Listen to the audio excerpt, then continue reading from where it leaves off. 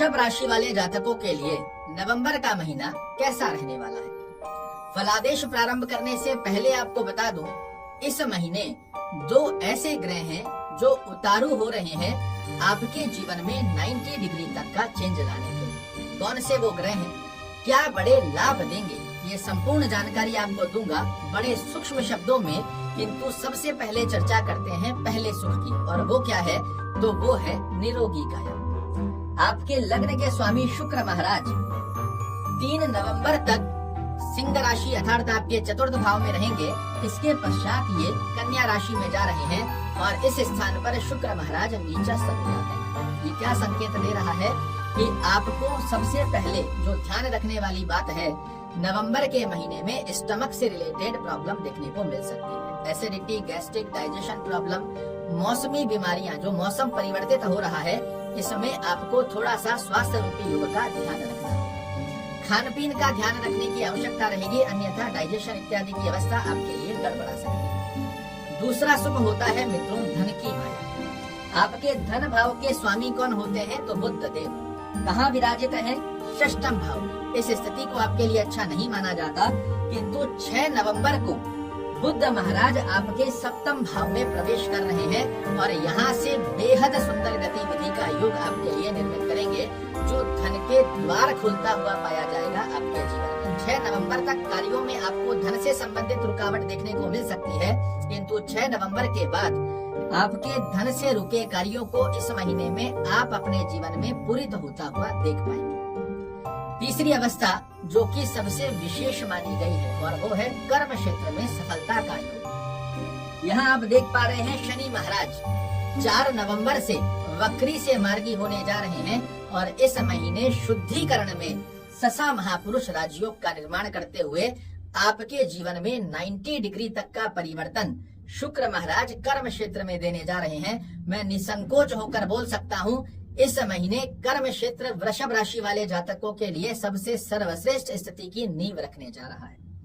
बात करें यदि भाग्य दृष्टिकोण की स्थिति क्या संकेत दे रही है, तो आपके भाग्य भाव के स्वामी भी शनि महाराज ही होते हैं और कर्म क्षेत्र में वक्री से मार्गी होंगे। इस महीने आपको अनुभूति कराएंगे 4 नवंबर के बाद की भाग्य का साथ कहते किसको है। जहां हाथ डालेंगे वहां से सफलता के योग यहाँ पर शनि महाराज आपके लिए निर्मित करने जा रहे हैं। कर्म क्षेत्र में चाहे आप जॉब कर रहे हैं, चाहे व्यवसाय कर रहे हैं, कर्म क्षेत्र की स्थितियों में भाग्य आपका परिपूर्णता से देता हुआ पाया जाएगा। साथ विद्या दृष्टिकोण की स्थिति क्या संकेत दे रही है, तो आपके विद्या भाव के स्वामी होते हैं बुध महाराज। पिछले समय में आपने देखा कहीं ना कहीं आपके अंदर कॉन्सेंट्रेशन की स्थितियां विद्या में प्राप्त नहीं हो पाई। आपका ध्यान आलस्य प्रवृत्ति, खेलने कूदने, घूमने फिरने के अंदर मित्र गणों के साथ व्यतीत होता हुआ दिखाई दिया। किंतु 6 नवंबर को जब बुध महाराज आपके सप्तम भाव में जाएंगे, लग्न पर दृष्टि देंगे, या आपके व्यक्तित्व को बुद्धिमता और चातुर्यमता के दम पर विद्या क्षेत्र में कैसे श्रेष्ठ मुकाम हासिल किया जाए, इससे परिपूरित करते हुए पाए जाएंगे। तो विद्यार्थियों के लिए भी 6 नवंबर के बाद बुध महाराज का आशीर्वाद आपकी विद्या क्षेत्र में श्रेष्ठ सफलता का योग बना कर देगा।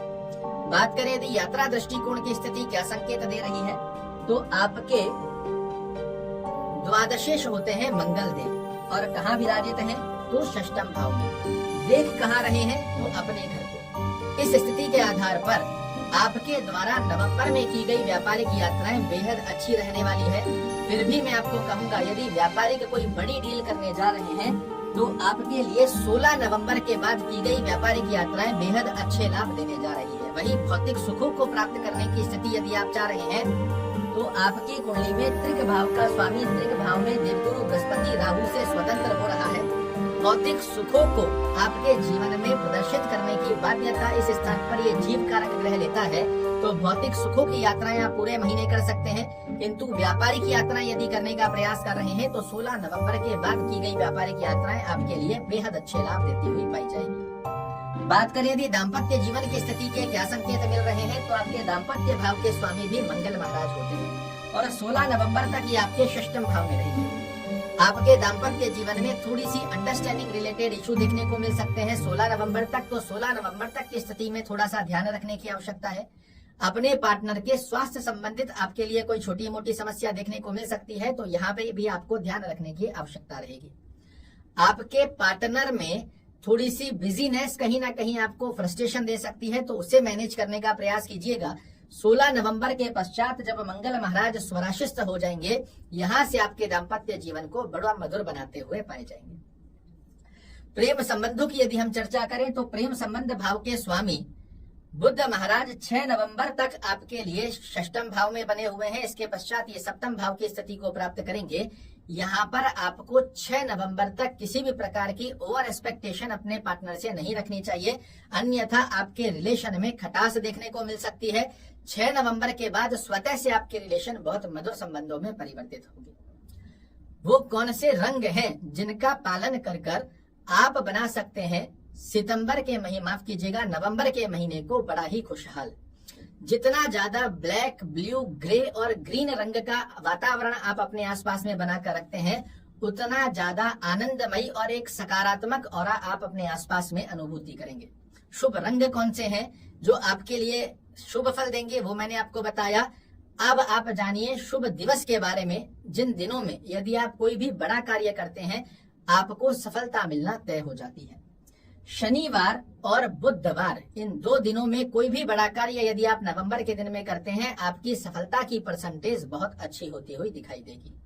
शुभ अंक क्या है जिनको सिंगल डिजिट या टोटल के अंदर आप यूज करते हो तो आपके लिए सफलता के योग प्राप्त होंगे।